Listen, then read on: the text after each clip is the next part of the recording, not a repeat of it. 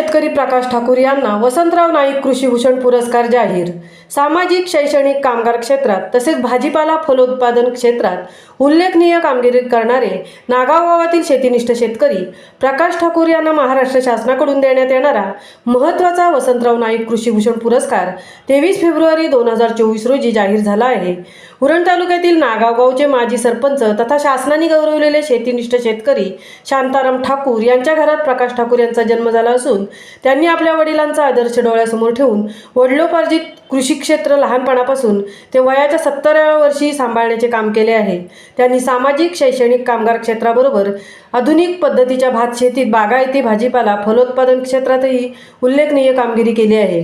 त्याची दखल विविध सामाजिक संस्थांनी, तालुका कृषी, जिल्हा परिषद, महाराष्ट्र राज्य शासनाने या अगोदर घेऊन विविध पुरस्कार तसेच आदर्श शेतकरी पुरस्कार देऊन सन्मानित केले आहे। प्रकाश ठाकूर यांनी आपल्या उतरत्या वयातही उरण तालुक्यातील अनेक तरुणांना आधुनिक पद्धतीच्या भात शेतीची तसेच शासनाच्या ठिबक विविध योजनांची माहिती करून देण्याचे काम केले आहे। कृषी क्षेत्रात केलेल्या उत्कृष्ट उल्लेखनीय कामगिरीची दखल शासनाने घेऊन शेतीनिष्ठ शेतकरी प्रकाश ठाकूर यांना महाराष्ट्र राज्याचा महत्त्वाचा समजला जाणारा वसंतराव नाईक कृषीभूषण पुरस्कार देण्याचे नुकताच जाहीर केले आहे। प्रकाश ठाकूर यांना वसंतराव नाईक कृषीभूषण पुरस्कार जाहीर होताच विविध पक्षाचे पदाधिकारी, आजी माजी सरपंच, उद्योगपती, सामाजिक संस्थेचे पदाधिकारी, रायगड, ठाणे, रत्नागिरी, सिंधुदुर्ग जिल्ह्यातील शेतकऱ्यांनी त्यांचे अभिनंदन केले आहे। महामुंबईसह अनंत नारंगी उरण।